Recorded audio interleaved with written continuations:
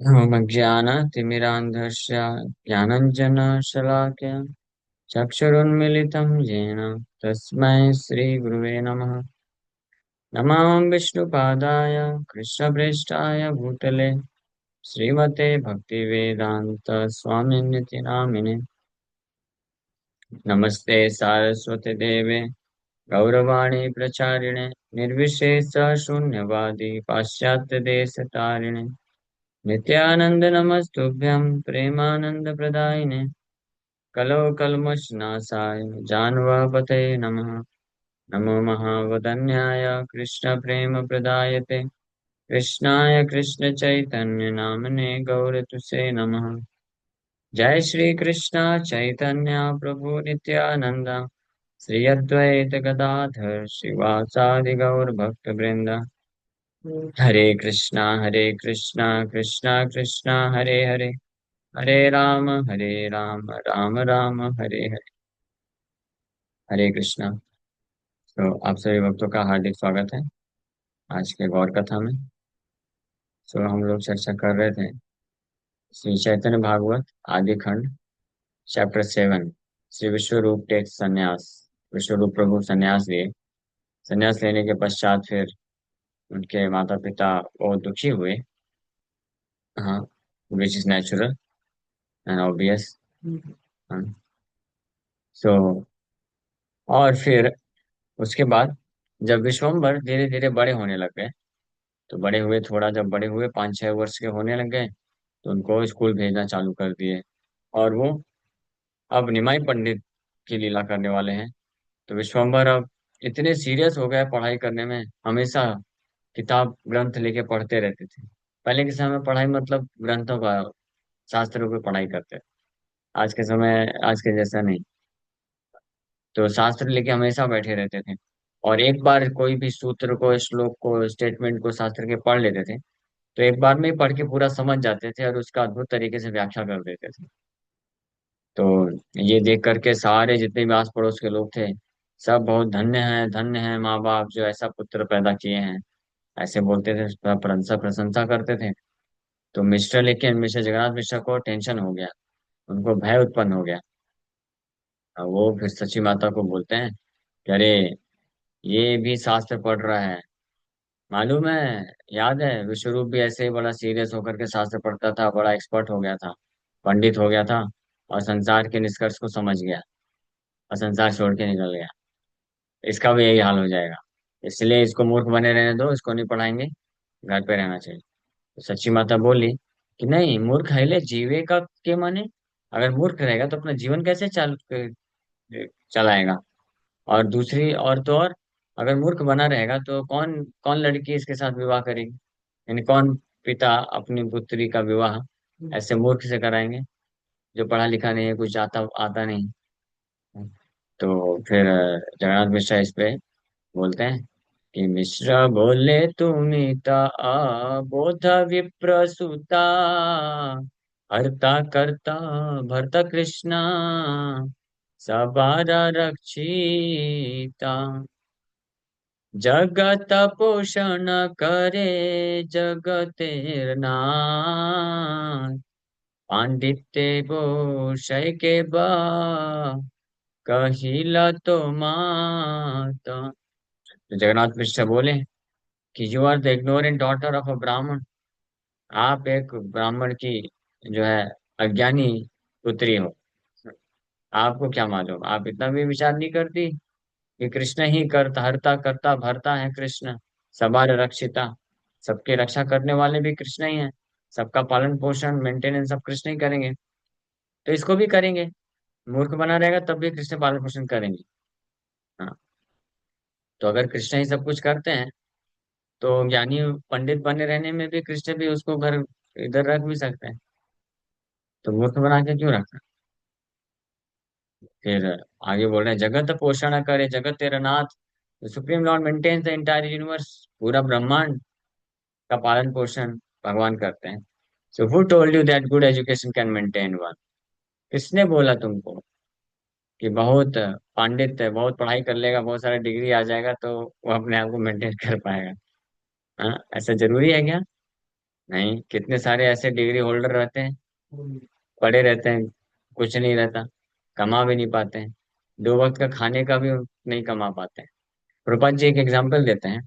कलकत्ता में एक ऐसा व्यक्ति हुआ था प्रभुपाद जी के टाइम पे, कि जो लंदन से पढ़ाई करके आया था लॉ का, और लंदन ब्रिटिश रिटर्न वकील था। हाँ, लेकिन भारत में आके जब कर रहा था वकालत, बहुत फेमस हुआ, बहुत बहुत अच्छा वकील हुआ। लेकिन वो इतना भी पैसा नहीं कमा पाता था कि अपना दो वक्त का खाने का अरेंजमेंट कर सके। क्यों? पैसा तो कमाता था बहुत, लेकिन क्योंकि बहुत कर्जे में डूबा हुआ था, इससे सारा पैसा उसी में चला जाता था ईएमआई भरने, जैसे आज के समय में होता है, स्पेशली बड़े बड़े सिटीज मुंबई वगैरह में। लोगों का इतना ईएमआई रहता है कि बहुत बड़ा बड़ा इंजीनियर भी होगा, एक एक लाख डेढ़ डेढ़ लाख का पैकेज होता है मंथली, फिर भी उसके पास जो है खाने के लिए अच्छे से खा नहीं पाता, अच्छे से कपड़े नहीं पहन पाता। क्यों? क्योंकि इतना बड़ा बंगलो ले लिया है, 3 BHK 4 BHK, उसका ईएमआई चुकाते चुकाते हालत खराब। तो सारा पैसा उसी में चला जाता है, 80% 60% कई लोगों का चला जाता है। तो प्रभा जी उस एग्जाम्पल से बताते हैं कि इसलिए कि कोई बहुत पढ़ा लिखा हो, विद्वान हो, बहुत ऐसा हो, तो जरूरी नहीं कि वो अपना पालन पोषण कर पाएगा। वहीं दूसरा एग्जाम्पल देते हैं कि एक सेठ है कलकत्ता में, जो कि अपना सिग्नेचर भी नहीं कर सकता है। जब बैंक में जाता है तो पैसे निकालने के लिए बड़े मुश्किल से सिग्नेचर कर पाता है, लेकिन उसके पास करोड़ों की संपत्ति, गिन भी नहीं सकता बैठ के वो कितना संपत्ति है। तो इस प्रकार से ये तो इस पे पांडित्य पोष है केवा काहिला तो माता, कि कोई बहुत बड़ा एजुकेशन डिग्री प्राप्त कर लेगा उससे उसका पालन पोषण हो जाएगा, ये किसने बोला? जगन्नाथ मिश्रा ये लॉजिक दे रहे हैं कि बा मूर्ख की पंडित चाहर जे खाने, कन्या लिखी आछे कृष्णा से हाई बे आपने। तो पालन पोषण के बारे में बता दिए कि कृष्णा ही पालन पोषण करते हैं। मूर्ख है पंडित है, उससे फर्क नहीं पड़ता, कितना भी पंडित हो कितना भी डिग्री हो, पालन पोषण भगवान करेंगे उसके कर्म के अनुसार जो लिखा है। और रही बात विवाह की, आप बोल रही हो कौन इसको कन्या देगा? So whether one is a fool और a scholar they will marry wherever and whoever Krishna has sanction for them. जिस लड़के से विवाह होना है, तो चाहे मूर्ख बना रहे या पंडित हो जाए, इसको मिल ही जाएगी कोई ना कोई अच्छी कन्या। हाँ, ये बोल रहे हैं, तो इसके लिए भी क्यों टेंशन लेना? और ऐसा देखने में मिलता है कई बार, कोई लड़का होता है जो पूरा निठल्ला है, हाँ, कुछ नहीं है, ना तो पढ़ा लिखा है ना तो कुछ करता है, लेकिन उसको बहुत सुंदर लड़की मिल जाती है और बहुत सेवा करने वाली, फेथफुल। हाँ, ऐसी मिल जाती है। क्यों? उसके पूरे जन्म के कर्म के अनुसार वो लिखा हुआ है, तो मिलेगा ही। और कोई बहुत ही एजुकेटेड होता है, बहुत पैसे वाला होता है, और बहुत, लेकिन उसको ऐसी लड़की मिल जाती है जो उसका जीना हराम कर देती है। ना तो कुछ करती है और ना कुछ करने देती है। तो ऐसा भी होता है, तो इसलिए ये सब कोई अपने इच्छा से नहीं प्राप्त कर सकता है, ये तो ऑलरेडी लिखा हुआ है। तो कन्या लिखी आचे कृष्णा से हाई पे आपने, कृष्ण ने जो कन्या लिख दी है वो उसको मिल जाएगा, इतना क्यों टेंशन ले रही है ना? तो कृष्णा लिखे हैं, कृष्णा जो लिखते हैं भाग्य में वो मिलेगा। तो इसलिए कृष्ण को जो समर्पण करेगा, तो कृष्ण जो लिखे हैं उसको मिटा भी सकते हैं। समझ रहे हैं ना? हाँ, इससे टेंशन नहीं लेने का, भगवान को समर्पण कर देने का।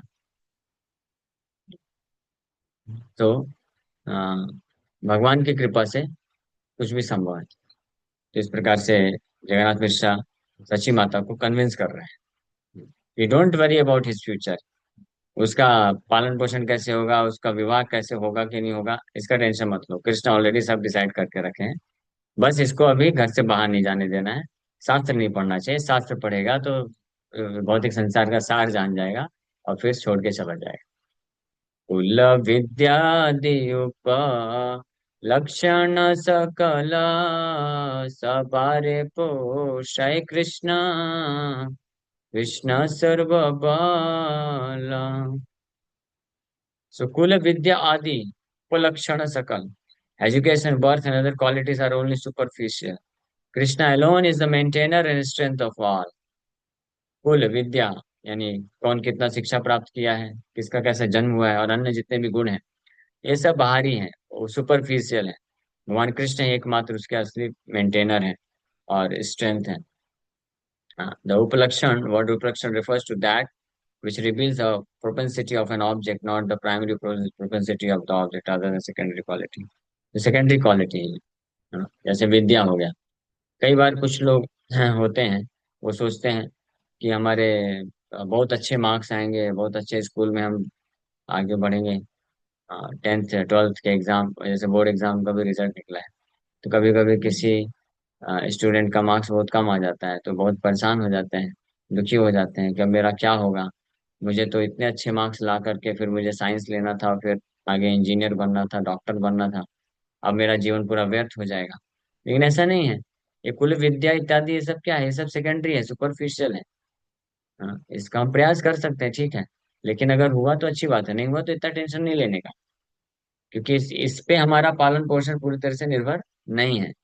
कितने ही ऐसे स्टूडेंट होते हैं, मैं खुद जानता हूँ, मेरे बैच के, स्कूल के और कॉलेज के भी, जो पढ़ने में बिल्कुल गधेड़े थे, कुछ नहीं आता था, किसी तरह से जो है पास हुए थे। लेकिन बाद में, अरे कृष्ण, हाँ, अच्छा ठीक है आ जाऊँ 10 बजे के बाद हाँ ठीक है चलिए, 10 बजे के बाद। सो कितने ऐसे लोग होते हैं जो पढ़ने लिखने में बहुत गधे होते हैं, किसी तरह से बस पास करते हैं 10th 12th, लेकिन बाद में उसके बाद फिर कोई बिजनेस चालू कर देता है या कोई किसी जॉब में लग जाता है, तो वो फिर वहां पे बहुत अच्छा करता है, बहुत पैसे भी कमाता है, नाम भी कमाता है, सब कुछ कर लेता है। और कुछ लोग होते हैं जो स्कूल में 10th 12th में 90% 95%, कॉलेज भी अच्छा प्राप्त किए, इतना अच्छा डिग्री प्राप्त किए, और फिर कोई जॉब नहीं रहता है, कुछ कमाते नहीं। जैसे एग्जाम्पल के लिए, सामने ही बैठा है ना आपके, मैं कितना कॉलेज में 10th 12th में 90% लेके आया, और फिर आईआईटी भी क्वालिफाई कर लिया, बीटेक में अच्छा से डिग्री, लेकिन अभी क्या जॉब कर रहा हूँ, बिना सैलरी के जॉब, कुछ कर, वो बात अलग है, मैं एग्जांपल दे रहा हूँ, बस आपको एग्जांपल के लिए समझिए कि लेकिन उससे फर्क नहीं पड़ता, है ना। और किसी के पास कोई ज्यादा एजुकेशन नहीं होता है, लेकिन फिर भी अच्छा जॉब कर लेता है, पैसे कमा लेता है, लेकिन इसके बाद भी सुखी नहीं रहता है। और कोई मेरे जैसा व्यक्ति होता है जो कोई जॉब नहीं करता, जीरो पैसे में, फिर भी बहुत सुखी रहता है। तो ये सब कोई कोई कैलकुलेशन, ये निर्भरता नहीं है, समझ पा रहे हैं ना, इस पे निर्भर नहीं होना चाहिए कि मेरा बहुत स्कूल में बोर्ड में बहुत सारे अच्छे मार्क्स आएंगे फिर मैं यही स्ट्रीम लूंगा, साइंस से लेकर के, मैथ से लेकर के, या कॉमर्स से लेकर के सीए बनूंगा, चार्टर्ड अकाउंटेंट बनूंगा, कंपनी सेक्रेटरी बनूंगा, तभी मेरा जीवन सफल होगा। ऐसा भ्रम नहीं रखना चाहिए। हमको प्रयास करना चाहिए, इंडेवर करना चाहिए, आप इंडेवर करिए, आपके अगर कुछ डिजायर्स हैं कि आप इंजीनियर बनना चाहते हैं, डॉक्टर बनना चाहते हैं, सीए बनना चाहते हैं, तो आप उसके लिए अटेम्प्ट करिए। लेकिन अगर नहीं हुआ तो टेंशन नहीं लेना चाहिए, फिर जो जो मार्ग खुला है आपके लिए उसको चूज करके आगे बढ़ो। और कृष्ण आपका पालन पोषण और आपका जो भी भाग्य के अनुसार जो भी हमारे पास लिखा रहता है कि इतना पैसा आएगा, इतना नेम फेम आएगा, ऐसी पोजीशन मिलेगी, ऐसी फैसिलिटी मिलेगी, तो वो किसी भी मार्ग से आप जाएंगे तो वहां से मिल जाएगा। हाँ, तो इसलिए ये टेंशन नहीं लेना चाहिए। ठीक है, तो ये जगन्नाथ मिश्रा वही चीज यहाँ पे बता रहे हैं, सची माता को कन्विंस कर रहे हैं कि आप टेंशन मत लो कि ये पढ़ाई नहीं करेगा तो इसका क्या पालन पोषण कैसे होगा, विवाह कौन करेगा, कृष्ण सब करा देंगे। तो कुल विद्या आदि उपलक्षण सकल, education birth and other qualities are only superficial, Krishna alone is the maintainer. So Krishna is actually source, actual source of our maintenance. We may have many sources of our income. Income प्राप्त करने के, पैसे कमाने के अनेकों source हो सकते हैं। कोई व्यक्ति इंजीनियर बन के इनकम प्राप्त कर सकता है, कोई डॉक्टर बन करके, कोई जॉब करके, कोई बिजनेस करके। तो इनकम के सोर्स अलग अलग हो सकते हैं, but there is only one and one source of our maintenance and that is Krishna. साक्षात ये केने ना देखा आमात, पड़ी जाओ अमार घरे, केने नाही भात, भाल मते वर्ण उच्चारिति योजना रे, सहस्र पंडित गिय देख तार द्वारे। This can be directly seen in my life. Although I am educated, I am nevertheless poor. खुद का एग्जाम्पल दे रहे हैं जगन्नाथ मिश्रा कि हालांकि देखो मेरे जीवन में देख लो आप, क्योंकि जगन्नाथ मिश्रा सच्ची माता, हालांकि जगन्नाथ मिश्रा बहुत बड़े, बहुत विद्वान थे, बहुत सारे शास्त्र पढ़े थे, विद्वान थे, निमाई के पिताजी। लेकिन वास्तव में वो उतने अमीर उतने धनी नहीं थे, पुअर थे। मतलब पुअर मतलब ऐसा आज के जैसे पुअर गरीब नहीं कि खाने के लिए नहीं, खाने पीने रहने के लिए था, लेकिन उतना ज्यादा ऐश्वर्य नहीं। तो वो अपना एग्जाम्पल दे रहे हैं कि साथ मेरे मेरे एग्जाम्पल में देख लो कि हालांकि मैं इतना पढ़ा लिखा हूँ, इतना पांडित हूँ, इतने सारे शास्त्र जानता हूँ, लेकिन फिर भी देखो कि घरे केने नहीं भात, बोल रहे घर में भात नहीं है खाने, अनाज खाने के लिए नहीं, क्यों? इतना गरीब हूं मैं, ऐसा क्यों? भाल मते वर्ण उच्चारिति योजना रे, सहस्र पंडित गिया देखतार द्वारे. And someone else may be unable to properly recite the alphabet, yet he may have thousands of scholars at his doorsteps. बोल रहे हैं कि कोई ऐसा व्यक्ति भी हो सकता है जो अल्फाबेट भी पढ़ना भी, शब्द भी उच्चारण अच्छे से नहीं कर सकता है, लेकिन उसके घर के पास हजारों विद्वान लोग काम करते हैं. समझे? बड़े बड़े बिजनेसमैन होते हैं कोई लोग, तो कुछ नहीं आता, अच्छे से साइन भी नहीं कर सकते, अच्छे से पढ़ नहीं सकते हैं, है ना? और कुछ लोग होते हैं जैसे पूरे ऑल ओवर वर्ल्ड में उनका बिजनेस होता है, उनको इंग्लिश बोलना भी नहीं आता है. हाँ, लेकिन उनके अंडर में बहुत सारे एम्प्लॉयज होते हैं, बड़े बड़े इंजीनियर होते हैं और चार्टर्ड अकाउंटेंट होते हैं, वो सब हैंडल करते हैं, वो बस ऊपर से बॉस बन के सब डायरेक्शन देता रहता है. तो ये सब कैसे है? तो इससे यानी इस पर निर्भर नहीं करता है, कृष्ण के सैंक्शन पर निर्भर करता है. अतएव विद्या आदि न करे पोषण, कृष्ण से सबार करे पोषण पालन. So therefore, qualities like good education cannot maintain one. Only Krishna maintains us. Good education, विद्या आदि से हमारा पोषण हो ऐसा जरूरी नहीं, केवल कृष्ण मेंटेनेंस करते हैं. ये एक श्लोक है जिसमें बताया गया है, अना अनायासेन मरणम विना दैन्येन जीवनम, अनार अना अनाराधितो गोविंद चरणस्य कथम भवेत्.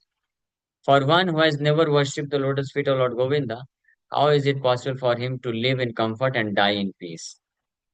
अनायासेन मरणम मतलब बिना कष्ट के मृत्यु उस व्यक्ति को प्राप्त नहीं हो सकती है जिसने भगवान गोविंद का पूजा नहीं किया है. और बिना दैन्येन जीवनम, बिना दरिद्रता के जीवन यापन उस व्यक्ति का नहीं हो सकता है जिसने गोविंद के चरण कमल का पूजा नहीं किया है.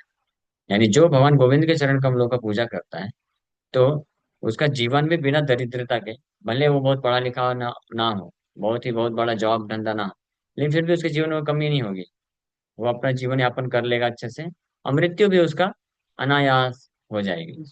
हाँ, इसलिए अनायास मृत्यु और बिना दैन्य, बिना दरिद्रता के जीवन जिसके पास होता है उसको सौभाग्यशाली माना जाता है.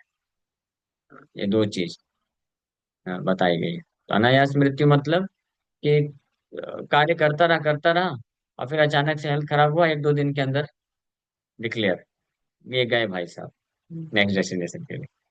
हाँ, तो ये होता है. तो जो भगवान गोविंद, जो पुण्य आत्माएं होते हैं जो भगवान गोविंद के पूजा करते हैं, यानी सेवा के भक्त होते हैं, उनके साथ ऐसा होता है. हमारे इस्कॉन में ऐसे अनेकों भक्त हुए हैं जो शरीर छोड़े हैं.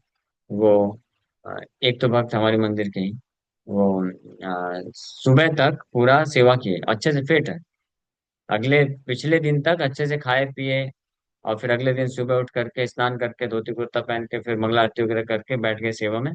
और सेवा करते करते अचानक से उनको जो है इमीडिएटली हार्ट अटैक आया, और कुछ ही क्षण में ही वो शरीर छोड़ के निकल गए. कोई कष्ट नहीं, ऐसा नहीं कि हेल्थ खराब हुआ फिर महीनों तक हॉस्पिटल में पड़े हुए हैं और बहुत सारे वायर्स लगे हुए हैं. शिव. तो वो जनरली जनरली वो भक्तों के साथ नहीं होता ऐसा. हाँ, क्योंकि दे आर पायस सोल, और भगवान गोविंद का सेवा किए हैं चरण कमलों का.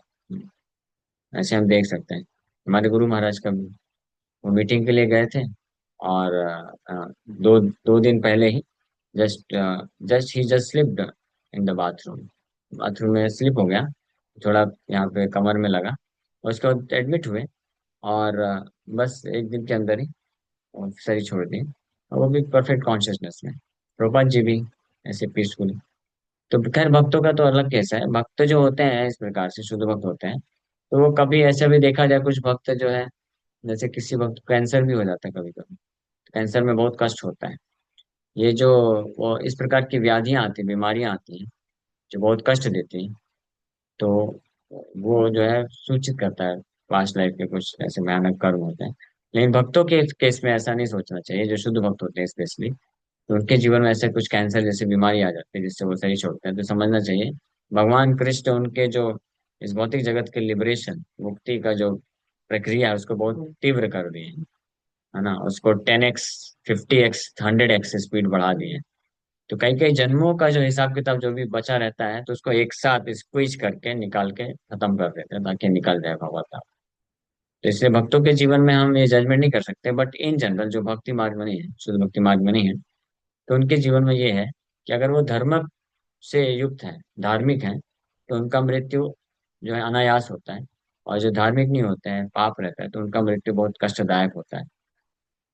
और इसी प्रकार से जीवन भौतिक जीवन जीवन जीना, तो ये भी निर्भर नहीं करता। कई लोगों के पास बहुत पैसा होता है, बहुत एजुकेटेड होते हैं, लेकिन उनके जीवन में कई बार ऐसी परिस्थिति आ जाती है कि बेचारे खाने के लिए नहीं है उनके पास, इतने कर्जे में डूब जाते हैं, घर गिरवी चला जाता है, पहनने के लिए अच्छे से कपड़े नहीं होते हैं, ऐसे स्थिति हो जाती है। और कुछ लोग होते हैं जिनके पास जो बहुत पढ़े लिखे नहीं होते, बहुत बड़ा जॉब नहीं होता है, थोड़ा सिंपल नौकरी होती है, कुछ पैसे कमाता है, लेकिन जीवन में कभी कमी नहीं होती, कभी ऐसा एक भी दिन ऐसा नहीं होता है कि उनको किसी से जाके भीख मांगना पड़े और या खाने के लिए कुछ कमी हो, ऐसा नहीं हो पाता है। तो ये सब किस पे निर्भर करता है? आराध्य तो गोविंद चरण से अगर कोई करता है तो ऐसा कैसे हो सकता है?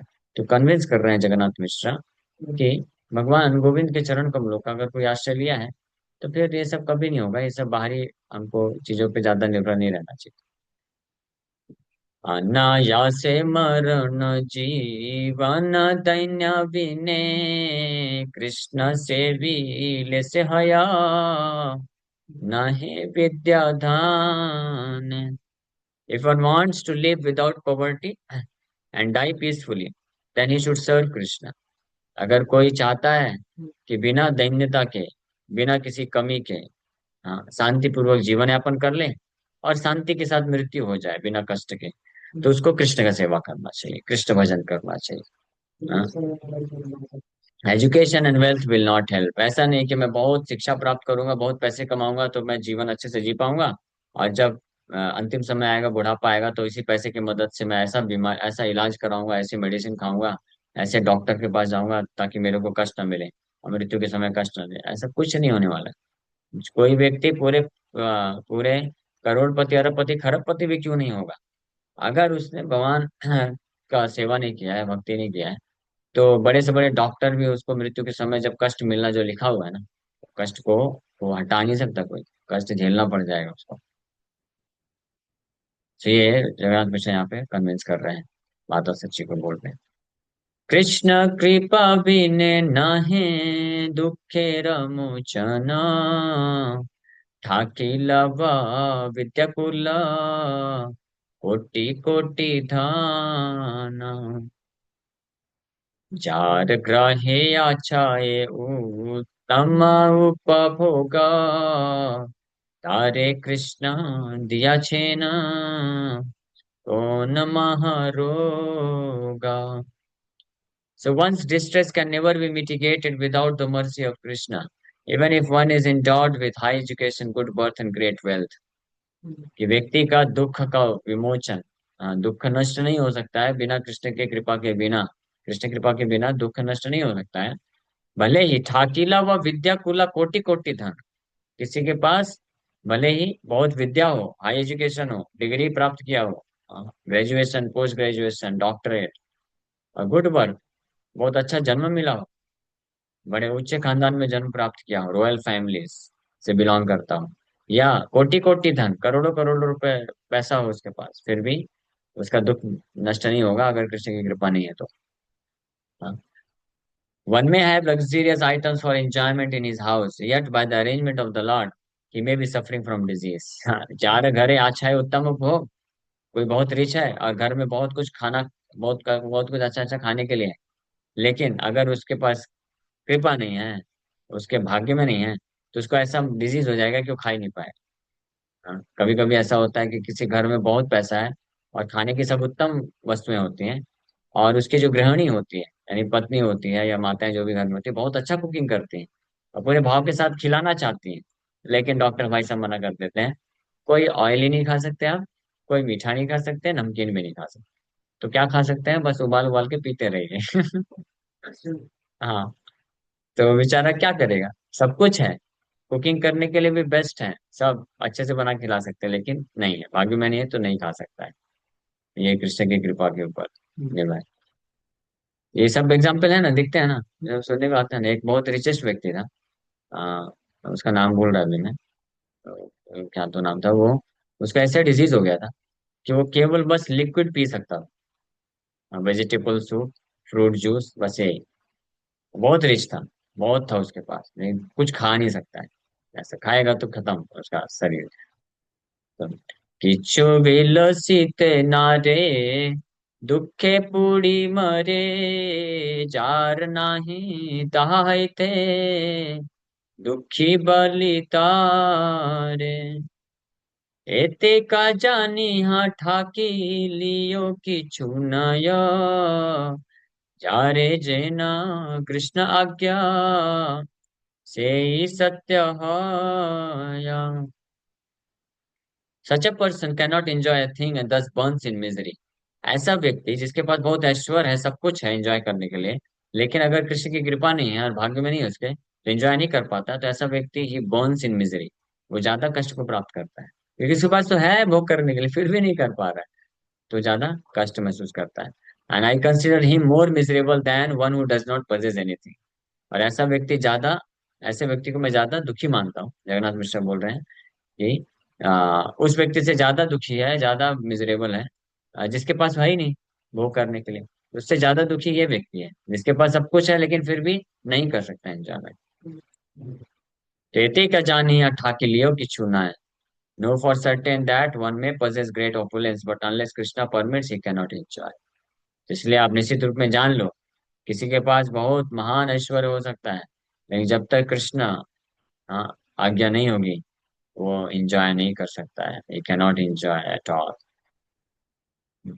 एते के न कर चिंता, पुत्र प्रति तुम्ही, कृष्ण पुषी बिन पुत्र, कहिलान आने, यावत शरीरे प्राण आछाए आमार, तावत तिलेक दुख नाही का उहार।